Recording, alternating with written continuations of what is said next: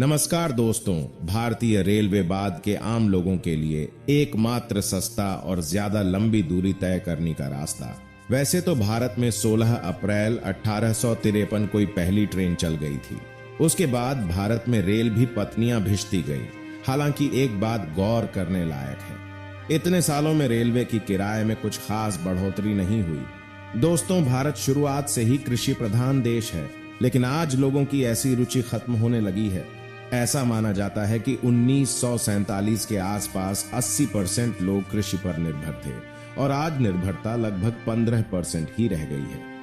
आज बात की जीडीपी में कृषि का योगदान 20% से भी कम है, लेकिन उस वक्त यही योगदान 50% हुआ करता था। दोस्तों, वो दौर भारत के लिए बहुत ही कठिन दौर था, लेकिन 200 साल की काली रात के बाद कठिन ढलने वाली सुबह होने वाली थी, क्योंकि कई बड़े देशभक्तों का योगदान सफल होने वाला था।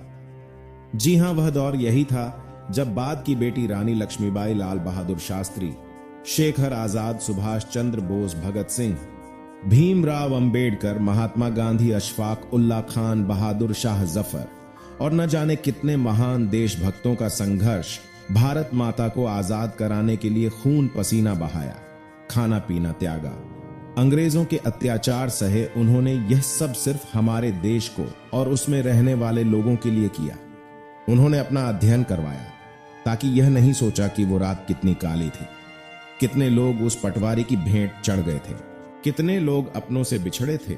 ये सब सिर्फ अंग्रेजों द्वारा डाली गई फूट का नतीजा है, जो आज की सभा में कुछ और लोग अपना रहे हैं।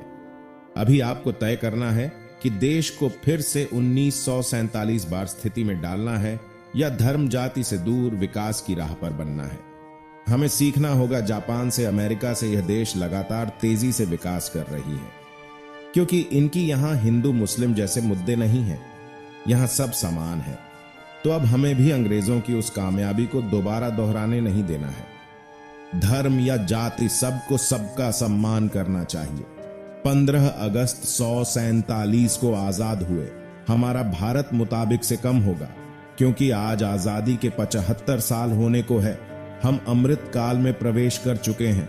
वह दिन कब आएगा जब हम उड़ता किसी भी अन्य देश पर निर्भर नहीं होंगे, जब अमेरिका से भी हम आगे होंगे, हमारे देश में भी गरीबी खत्म हो जाएगी, टेक्नोलॉजी के क्षेत्र में हम चाइना और जापान को भी पछाड़ देंगे। वह दिन कब आएगा जब पूरा कश्मीर हमारा होगा। बस हमारे देश में भ्रष्टाचार और नेपोटिज्म खत्म हो जाए, उसके बाद हम भी दुनिया की सबसे बड़ी भी होंगे। शायद 2050 तक ऐसा संभव हो। 2050 तक बाद में ट्रैफिक जैसी समस्या खत्म होनी चाहिए। इसी वीडियो में थोड़ा आपको और पीछे लिए चलते हैं। ये आधुनिक भारत के लोग हैं।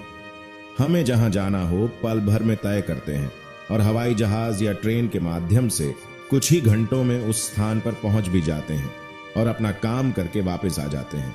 इतनी सुविधाएं हैं आज हमारे पास, लेकिन यदि पल भर के लिए हमें किसी सुविधा से दूर रखा जाए तो बिल्कुल हम बेचैन हो उठते हैं।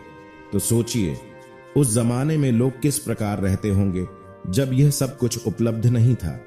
सोचिए, आज से 1000 साल पहले का भारत कैसा रहा होगा, कैसे लोग अपने रोजमर्रा की जिंदगी में आने वाली चुनौतियों से निपटने रहे होंगे। तो दोस्तों, आज हम इसी सवाल का जवाब तलाशने की कोशिश करेंगे। वीडियो बहुत ही रोचक और जानकारी से भरपूर है, तो अंत तक जरूर देखें दोस्तों।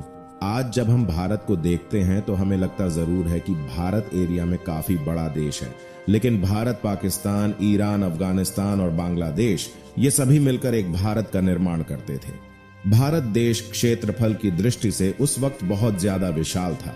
शायद इसीलिए पहले मुगलों का भारत पर आक्रमण शुरू हुआ। उसके बाद अंग्रेजों ने भारत पर अपनी नजरें जमाए और उस वक्त भारतीय लोगों का रहन सहन और जीवन शैली बहुत ही साधारण हुआ करती थी।